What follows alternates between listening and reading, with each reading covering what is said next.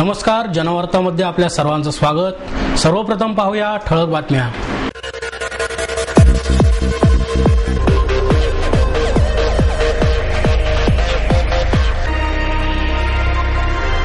पुण्यातील महाराष्ट्र नवनिर्माण सेनेचे आमदार रमेश वांजळे अनंतात विलीन। प्रत्यक्ष ज्ञानप्राप्ती ही कामातूनच होते आणि त्यातूनच चांगली फलश्रुती होते, एमकेसीएलचे व्यवस्थापकीय संचालक विवेक सावंत यांचं मत। आणि सृजन फाउंडेशनच्या वतीने आयोजित ज्येष्ठ गायिका ज्योत्स्ना भोळे स्वर महोत्सवास उत्साहात सुरुवात। पुण्यातील महाराष्ट्र नवनिर्माण सेनेचे आमदार रमेश वांजळे अनंतात विलीन झाले। खडकवासला मतदारसंघातील महाराष्ट्र नवनिर्माण सेनेचे आमदार आणि गोल्डमॅन म्हणून सर्वदूर ओळखले जाणारे रमेश हिरामण वांजळे यांचं हृदयविकाराच्या तीव्र झटक्याने 10 जूनला रात्री एका खासगी रुग्णालयात निधन झाले। ते 46 वर्षांचे होते। त्यांच्या मागे पत्नी, 2 मुली, 1 मुलगा आणि आई वडील असा परिवार आहे। धायरी येथील त्यांच्या राहत्या घरी सकाळी त्यांचे पार्थिव अंत्यदर्शनासाठी आणण्यात आले। तिथे विविध पक्षाच्या कार्यकर्त्यांनी आणि नागरिकांनी त्यांचे अंत्यदर्शन घेतले। त्यानंतर सुमारे 10:30 वाजता त्यांच्या राहत्या घरापासून अंत्ययात्रा काढण्यात आली। सिंहगड रस्त्यामार्गे दांडेकर पुलावरून अंत्ययात्रा वैकुंठ स्मशानभूमीत आणण्यात आली। त्यावेळी त्या अंत्ययात्रेत हजारोंच्या संख्येने नागरिक सहभागी झाले। यामध्ये सामान्य नागरिकांपासून राजकीय पक्षांचे नेते आणि मोठ्या प्रमाणात त्यांचे चाहते उपस्थित होते। छत्रपती शिवाजी महाराजांचा पुतळा बसवला पाहिजे आणि ते संबंध फॉरेस्टच्या अंडरला माझ्या अध्यक्षतेखाली कमिटी होती। आग्रहाने त्याच्यामध्ये ते आले आणि त्यांचा आग्रह होता 100 फुटाचा शिवाजी महाराजांचा पुतळा बसवायचा। मी त्यांना सांगितलं आर्किटेक्ट आणि आर्किओलॉजी म्हणेल तसं आपण करू। अशा प्रकारचा उमद्यापणाचा आणि अतिशय छत्रपती शिवाजी महाराजांनी किल्ल्यावर प्रेम असणारा असा कार्यकर्ता नेता होता। मी त्यांना खास बाब म्हणून आमच्या त्या समितीमध्ये सुद्धा माझ्या अध्यक्षतेखाली महाराष्ट्र शासनानं शिवगडसाठी समिती नेली, त्यात त्यांना मी सभासद करून घेतलेलं होतं। आणि 2-3 दिवसापूर्वी त्यांचा फोन आला की पुण्यात आल्यावर मला भेटायचं आहे आणि या कामाच्या बद्दल पुढे चर्चा करायची। अशा एका उमद्या कार्यकर्त्याचं दुःखद निधन झालं। परमेश्वर त्यांच्या आत्म्यात शांती देव आणि झालेलं दुःख पेलण्याची ताकद त्याच्या कुटुंबियांनी मिळवून आम्ही सर्वजण त्यांच्या दुःखात सहभागी। अतिशय दुःखद घटना रमेश वांजळेंच्या निधनामुळं निर्माण झालेली आहे आणि वास्तविक पाहता विश्वासही बसत नाही की आज त्यांच्या अंत्यसंस्कारासाठी आपण इथं आलेलो आहे। एक मनमिळावू स्वभाव, सर्वांना बरोबर घेऊन जाणारा आणि सामान्य माणसाला न्याय देणारा अशा प्रकारची त्यांची कारकीर्द होती। अतिशय कमी कालावधीमध्ये लोकप्रियतेच्या शिखरावर जाणारा असा एक नेता खडकवासला मतदारसंघातून आमदार म्हणून काम करत असताना जी लोकप्रियता मिळवली, खरं म्हणजे इतक्या कमी वयामध्ये आणि इतक्या लवकर त्यांचं अशा प्रकारचं आकस्मिक निधन होणं निश्चितच हृदयाला क्लेश निर्माण करणारी अशा प्रकारची घटना आहे। संसदीय कार्यमंत्री म्हणून त्यांचा आणि माझा अतिशय जवळचा संबंध आलेला आहे। सभागृहामध्ये त्यांचं जे पहिलं भाषण जे झालं, सुरुवातीला ते भाषणाला उभा राहताना त्यांना भाषण करण्यासाठी परवानगी मिळत नव्हती, पण मी स्वतःहून पुढाकार घेऊन म्हणलंय वांजळे साहेबांना सभागृहामध्ये बोलू द्या, त्यांच्या एकंदरीत अपीअरन्सवर जाऊ नका, पण त्यांचं काय म्हणणं आहे ते ऐकून घ्या। आणि आपल्याला आश्चर्य वाटेल की त्यांचं भाषण सभागृहामध्ये सुरू झाल्यानंतर संपूर्ण सभागृह त्यांच्या भाषणामध्ये एकरूप झालं। अशा प्रकारचं उत्तम वक्तृत्व असणारा तुकाराम महाराजांच्या प्रत्येक ह्याच्यातल्या ओवी आणि विशेष करून त्याच्यातल्या त्या गाथा लोकांच्या समोर मांडण्याचा प्रयत्न ते करत होते। मला असं वाटतं खूप मोठं नुकसान एक अतिशय कमी वयामध्ये एक लोकप्रिय अशा प्रकारचा नेता आज आपल्यातनं हरपलेला आहे। मी परमेश्वरचरणी प्रार्थना करतो की विशेष करून त्यांच्या कुटुंबियावर जे दुःखाचा डोंगर जो कोसळलेला आहे त्यातून हे कुटुंब लवकरात लवकर बाहेर यावं, या दुःखातून त्यांना बाहेर येण्यासाठी परंतु त्यांना शक्ती द्यावी। आणि माझ्या वतीनं, काँग्रेस पक्षाच्या वतीनं मी भावपूर्ण या ठिकाणी आदरांजली। रमेश वांजळे यांचं मूळ गाव आहिरे. गावातच त्यांचे लहानपण गेले. 3 भावंडांमधील वांजळे हे थोरले. लहानपणापासूनच त्यांना समाजकार्याची आवड होती.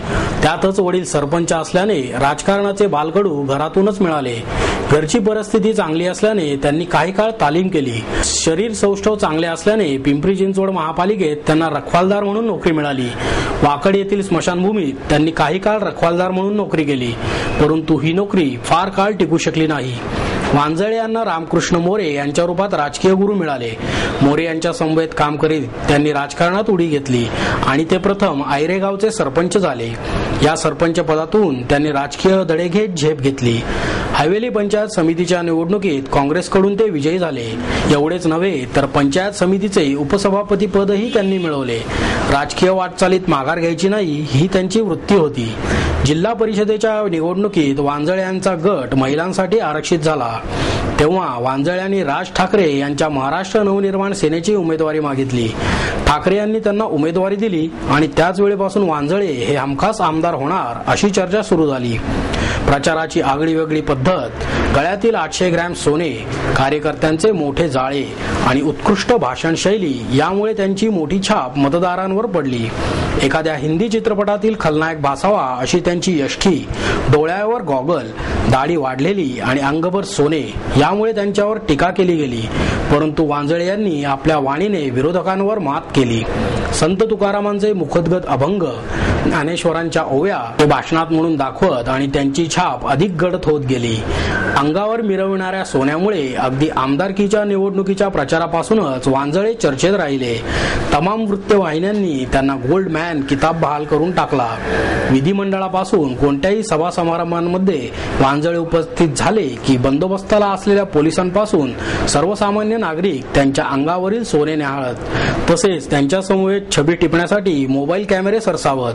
विधिमंडळाच्या अधिवेशनामध्ये मात्र या गोल्डमॅनचे विक्राळ रूप उभ्या महाराष्ट्राने पाहिले होते. अबू आझमी यांच्या वक्तव्याच्या विरोधात मनसेने केलेल्या आंदोलनाचा एक भाग म्हणून विधिमंडळात पक्षाचे आमदार घोषणाबाजी करत होते. त्यावेळी आझमी यांच्या समोरील माईकचे पोडियम उघडून टाकतानाचे वांजळेही मराठी जनतेने पाहिले. गेल्या काही दिवसांपासून आमदार आपल्या दारी या योजनेच्या निमित्ताने ते आपला खडकवासला मतदार परिसर पिंजून काढत होते. रमेश वांजळे यांचा राष्ट्रीय संरक्षण प्रबोधिनीमध्ये मोठा दबदबा होता. लष्करी अधिकाऱ्यांशी त्यांचे अत्यंत चांगले संबंध होते. त्यातूनच एनडीएमध्ये ज्यूस बार सुरू करण्यास त्यांना परवानगी मिळाली. हा ज्यूस बार त्यांच्या उत्पन्नाचा आणि आर्थिक उन्नतीचा मोठा मार्ग ठरला. दररोज मंडईतून ट्रकभर फळे आणायची, त्याचा ज्यूस करायचा आणि एनडीएतील छात्रांना विकायचा. कित्येक वर्षे त्यांनी हा ज्यूस बारचा व्यवसाय सांभाळला. त्यांचा लहान भाऊ शुक्राचार्य वांजळे आता हा ज्यूस बार सांभाळतो आहे. या व्यवसायातून मिळालेला पैसा वांजळे यांनी जमिनीत गुंतवला. जमीन खरेदी विक्री व्यवहारातून त्यांनी संपत्ती मिळवली. मात्र ही संपत्ती घरात न ठेवता त्यांनी गरीब, शेतकरी आणि अल्प उत्पन्न गटातील नागरिकांना काशी यात्रा घडवण्याची योजना सुरू केली. त्यांनी स्वखर्चाने हजारो नागरिकांना काशी यात्रा घडवली. तसेच दलित समाजाला दीक्षाभूमीचे दर्शन तर मुस्लिम समाजाला अजमेरची यात्रा त्यांनी घडवली. पुणे शहरातील सर्व स्तरातील नागरिकांचा, कार्यकर्त्यांचा एक मदतीचा हात आज नियतीने आमच्यातून हिरावून घेतलेला आहे. त्यांच्या नावाप्रमाणे अतिशय मन मोठा असणारा सोन्यासारखा एक दिलदार आमदार पुणे शहराने आज मुकलेला आहे. मी स्वर्गीय रमेश भाऊ वांजळेंना शिवसेना पुणे महापालिकेच्या वतीने विनम्र आदरांजली अर्पण करतो. दुःखी अंतःकरणाने रमेश भाऊ वांजळेंना शेवटची श्रद्धांजली आणि शेवटचा निरोप देण्यासाठी आपण सर्वजण इथे आलो. आपल्या सर्वांना आठवत असेल की गेल्या 31 तारखेलाच रमेश भाऊंनी याच्या अगोदर सुद्धा 2 वेळा आंदोलनं केली होती खेड शिवापूरच्या टोल नाक्याच्या.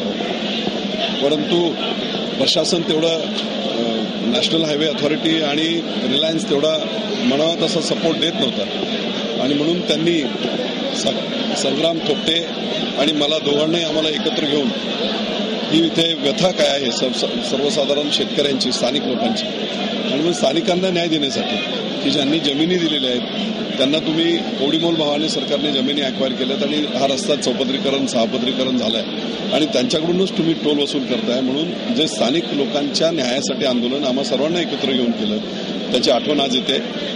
सामाजिक न्यायासाठी लोकांसाठी भांडणारा माणूस. पुन्हा 6 तारखेला कलेक्टर आणि इतर सर्व अधिकाऱ्यांशी बैठक झाली, त्यावेळी सुद्धा असं लक्षात सुद्धा आलं नाही. आणि म्हणून शेवटच्या क्षणापर्यंत लोकांसाठी लढणारा, लोकांच्या न्यायासाठी लढणारा माणूस आज गेलाय. फक्त राजसाहेब ठाकरे किंवा मनसे यांचंही नुकसान नसून संपूर्ण महाराष्ट्राच्या कॉमन माणसाचं, समाजाचं नुकसान झालंय. मी मनपूर्वक अशी श्रद्धांजली पुरंदर हवेलीच्या जनतेच्या वतीने आणि शिवसेनेच्या वतीने त्यांना वाहतो. वांजळे हे आपल्या प्रकृतीच्या नियमित तपासणीसाठी रुग्णालयात गेले असता त्यांना हृदयविकाराचा तीव्र झटका आला. नंतर रात्री 8:30च्या सुमारास जहांगीर रुग्णालयात त्यांना नेण्यात आले. तिथे त्यांना कृत्रिम श्वासोच्छवासावर ठेवण्यात आले होते, पण कोणत्याही उपचारांना वांजळे प्रतिसाद देत नव्हते. अखेरीस रात्री 9:50 त्यांचे निधन झाल्याचे जाहीर करण्यात आले. त्यांना रुग्णालयात दाखल करण्यात आल्याचे समजताच त्यांच्या समर्थकांनी रुग्णालयात मोठी गर्दी केली होती. ही गर्दी एवढी वाढली होती की पोलिसांना बोलवून ती नियंत्रणात आणावी लागली. दुपारी 2:30च्या सुमारास वैकुंठ स्मशानभूमीमध्ये त्यांच्यावर अंत्यसंस्कार करण्यात आले. यावेळी अनेक कार्यकर्ते आणि राजकारण्यांसहित प्रचंड मोठा जनसमुदाय हजर होता. यामध्ये मनसेचे अध्यक्ष राज ठाकरे, त्यांच्या पत्नी शर्मिला ठाकरे, आमदार राम कदम, शिरीष पारकर, नगरसेवक किशोर शिंदे, शिवसेनेच्या आमदार नीलम गोरे, गटनेते श्याम देशपांडे, शहराध्यक्ष नाना वाडेकर, म्हाडाचे अध्यक्ष अंकुश काकडे, वनमंत्री पतंगराव कदम, हर्षवर्धन पाटील, महापौर मोहनसिंग राजपाल, आमदार विनायक निमण, आमदार गिरीश बापट, आरपीआय नेते रामदास आठवले, विरोधी पक्ष उपनेते गोपीनाथ मुंडे, काँग्रेसचे शहराध्यक्ष अभय छाजेड, पिंपरी चिंचवडचे महापौर योगेश बहल आदी विविध पक्षनेते यावेळी उपस्थित होते.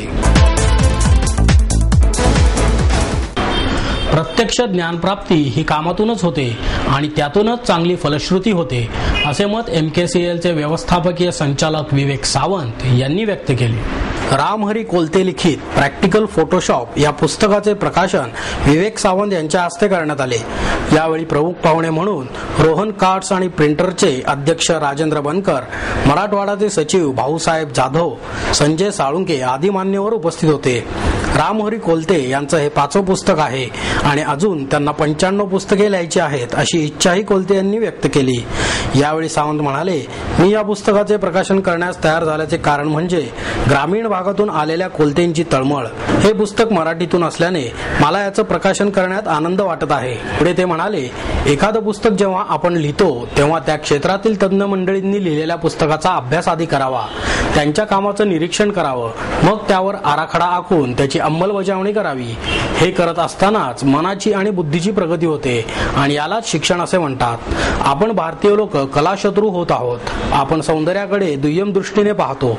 यासाठीच फोटोशॉप बरोबर नवीन तंत्रज्ञान वापरून या सौंदर्याचा आस्वाद घेतला पाहिजे, असेही ते यावेळी बोलताना म्हणाले.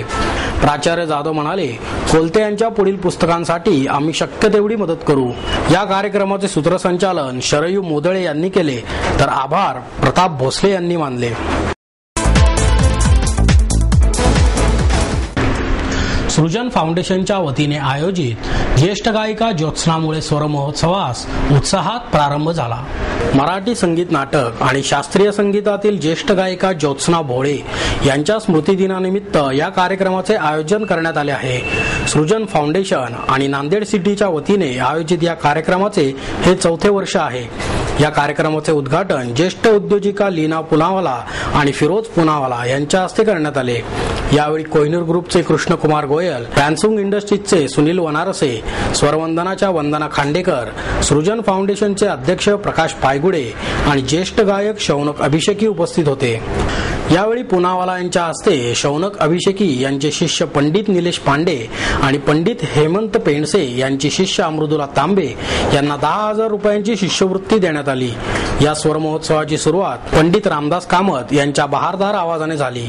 विविध नाट्यपदे सादर करत त्यांनी रसिकांचा वंशमोहरही मिळवला. महोत्सवाच्या पहिल्याच दिवशी पंडित भीमसेन जोशी यांचे शिष्य आनंद भाटे यांच्या वद जाऊ कुणाला शरण ग या नाट्यसंगीताने वातावरण चैतन्यमय झाले. यावेळी रामरंगी रंगले हे भजनही त्यांनी सादर केले. भरत कामत यांनी तबल्यावर, निलेश पांडे आणि सुधीर नायक यांनी हार्मोनियमवर, तर आनंद टाकळकर यांनी टाळ आणि श्रीखंडे यांनी सहगायनात साथसंगत केली.